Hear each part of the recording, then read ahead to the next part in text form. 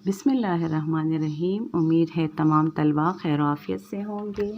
میں ہوں آپ کی ٹیچر شہناز تبسم، آپ کے لیے ICMS ورثہ کیمپس کی جانب سے اسلامیات کا کورس لے کر حاضر ہوئی ہوں۔ جیسا کہ آپ کو علم ہے کہ ابھی تک ہم نے اسلامیات کا کورس جو ہے وہ سٹارٹ نہیں کیا، تو آج سے انشاءاللہ ہم آپ کے لیے جماعت ہشتم کا جو اسلامیات کا کورس ہے وہ لے کر حاضر ہوئے ہیں۔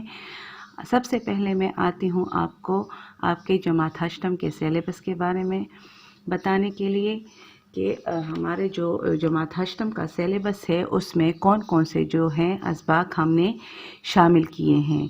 تو یہ ہے جناب آپ کے جماعت ہشتم کا سیلیبس، جو کہ میعاد اول کا سیلیبس ہے۔ تو اس میں آ جاتا ہے پہلے نمبر پر درس اول سورہ انفال آیت 1 تا 28، درس ثانی میں ہے سورہ انفال آیت نمبر 29 تا 58، الجز ثانی میں ہے ناظرہ قرآن پارہ 1 تا 8، اور الجز جو ثالث ہے اس میں منہدی الحدیث ہے۔ اسباق میں ہمارے پاس آ جاتے ہیں 2 اسباق ہیں ہمارے پاس، تو اس میں ہے قرآن مجید تعارف، فضائل اور حفاظت، اور اللہ تعالیٰ اور اس کے رسول کی اطاعت و محبت۔ تو یہ ہے عزیز طلبہ آپ کے جو فرسٹ ٹرم کا سیلیبس اور اس کے اسباق۔ ڈیئر اسٹوڈنٹ، سب سے پہلے میں آپ کو آپ کے پہلے سبق کا جو ہے تعارف کرواؤں گی۔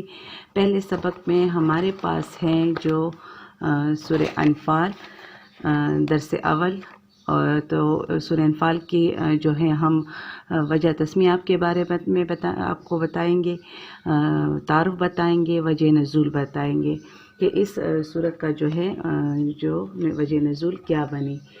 تو جیسا کہ آپ جانتے ہیں کہ سورہ انفال جو ہے وہ قرآن مجید کے 9ویں پارے میں موجود سورت ہے، اور اس سورت کا جو بڑا گہرا تعلق ہے وہ اسلام کے پہلے غزوہ بدر کے ساتھ ہے۔ تو سب سے پہلے ہم آج کے سبق میں سورہ انفال کا تعارف اور اس کے متعلق اہم باتیں، اس کی وجہ نزول کیا بنی، کس وجہ سے یہ سورت نازل ہوئی، اور اس کے ساتھ ساتھ غزوہ بدر کے ساتھ جو اس کا تعلق ہے وہ کیا ہے، کس وجہ سے ہے، اور غزوہ بدر کے جو کچھ حالات ہیں ابتدائی تعارف کے طور پر جو ہے وہ میں آپ کو اس لیکچر میں جو ہے بتاؤں گی۔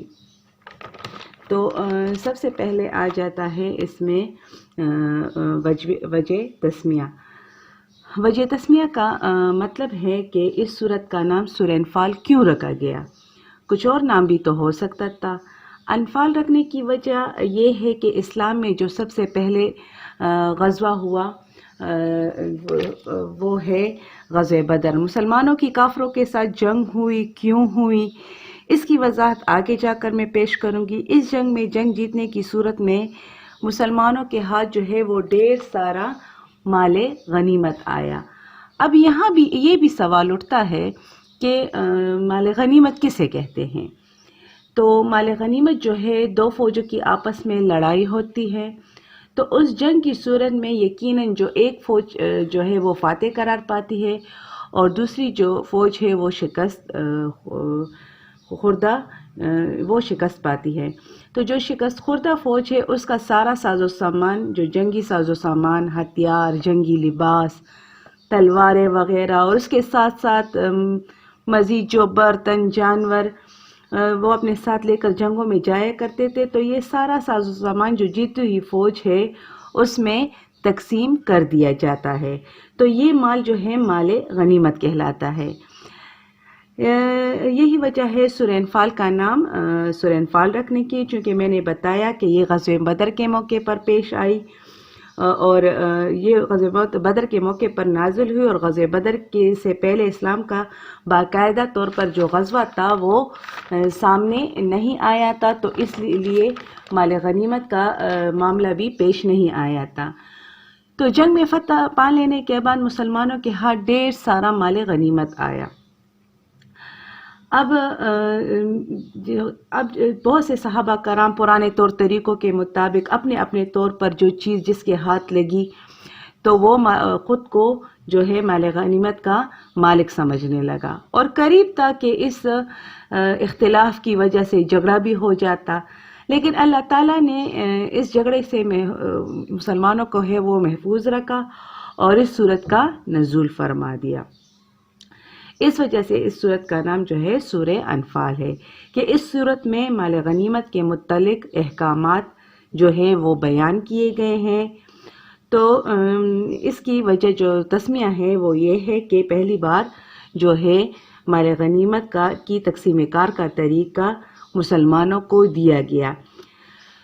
اب آتے ہیں اس کے تعارف کی جانب۔ تو اس صورت میں جو ہے وہ ہیں 75 آیات ہیں، 10 رکوع ہیں، جو کہ آپ کے جو اسلامیات کا کورس ہے اس میں ایک ایک رکوع کو ایک ایک چیپٹر کے طور پر تقسیم کیا گیا ہے، اور ہر چیپٹر کے اختتام پر اس کی مشق اور مشق میں مختصر سوالات اور ساتھ ہی ساتھ آیات کا ترجمہ، مفہوم اور ان کی وضاحت پیپر کے جو ہے پوائنٹ آف ویو سے آپ کو پیپر کے پوائنٹ آف ویو کے طور پر موجود ہیں۔ اب آتے ہیں وجہ نزول کی طرف کہ اس کی صورت کی جو ہے وجہ نزول کیا بنی۔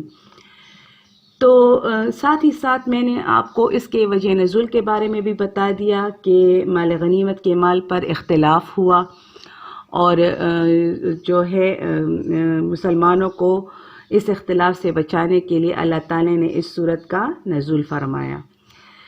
تو اب آتے ہیں کہ جو ہے غزوہ بدر کا واقعہ کیوں پیش آیا۔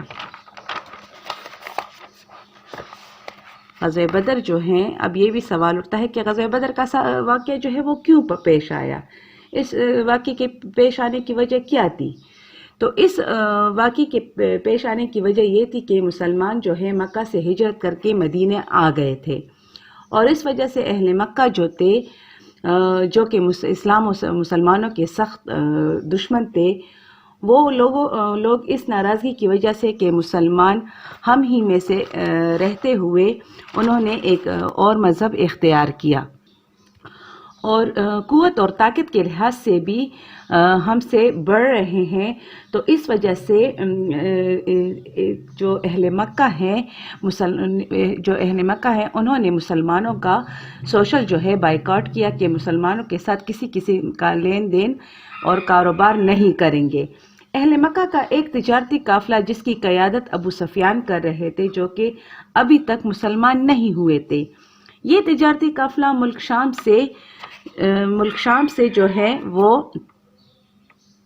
اب یہ تجارتی قافلہ جس کی جو ہے قیادت جو ہے ابو سفیان کر رہے تھے، یہ تجارت کر کے واپس مکہ جا رہا تھا۔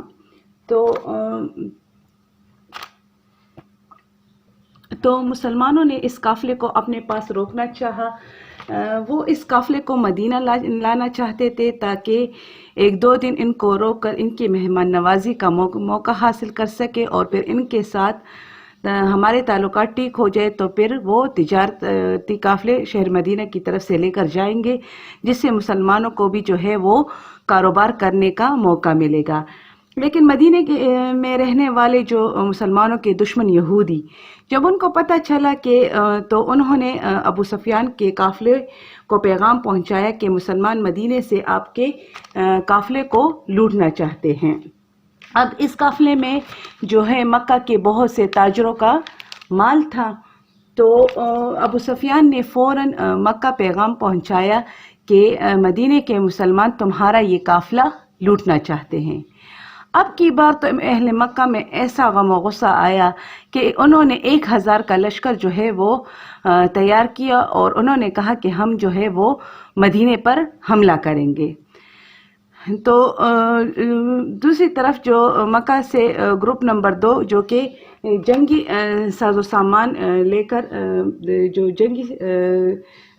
جس کی جنگی قیادت جو ہے وہ ابو جہل کر رہا تھا، جو مسلمانوں کا دشمن تھا، جب یہ لشکر مدینے کے پاس بدر کے مقام پر پہنچا، بدر ایک کنویں کا نام ہے، تو اس وجہ سے اس جگہ کا نام بدر بدر ہے، تو انہیں معلوم ہوا کہ ہمارا جو تجارتی قافلہ تھا جسے مسلمان لوٹنا چاہتے تھے، جبکہ ایسا نہیں تھا، وہ خیر و عافیت سے بچ کر نکل گئے ہیں۔ تو اب مشورہ ہوا کہ کیا کیا جائے، جنگ کرے یا رک جائے۔ تو طے یہ پایا کہ ہم جو ہے کچھ دن یہاں رکیں گے، پھر اگر دشمن میں ہمت ہوئی تو مقابلے کے لیے آئے گا، اور اگر مقابلے کی ہمت نہیں ہوئی تو آج کے بعد کبھی ہم سے مقابلے کا نہیں سوچیں گے۔ اب جبکہ مسلمان جو صرف ایک تجارتی قافلے کو روکنے کے لیے نکلے تھے، جن کی تعداد 313 تھی، اور کفار کے لشکر کی تعداد جو تھی وہ 1000 تھی، ان میں سے بعض کے پاس تو تلواریں بھی نہیں تھی، بالکل خالی ہاتھ تھے۔ ان کے ساتھ صرف ایک اللہ اور اس کے رسول کا ساتھ تھا۔ تو اللہ نے کیا کیا، اس کی مدد کی۔ رسول اللہ صلی اللہ علیہ وآلہ وسلم نے گڑ گڑا کر اللہ سے دعائیں مانگی۔ اس طرح جو ہے اللہ نے آسمان سے بارش برسائی، 1000 فرشتے نازل کیے، اور مسلمانوں کو فتح سے ہمکنار کیا، اور مسلمانوں کو اس جنگ میں فتح حاصل ہوئی۔ تو عزیز طلبہ، یہاں تک ہمارا جو ہے وہ تعارف جو تھا وہ ختم ہو چکا ہے۔ انشاءاللہ ہم جو ہے نیکسٹ جو ویڈیو ہے اس میں ہم سورہ انفال کا جو درس اول ہے اس کی تفصیل لے کر حاضر ہوں گے۔ تب تک کے لیے اللہ حافظ، اپنا بہت خیال رکھیے گا۔ اللہ حافظ۔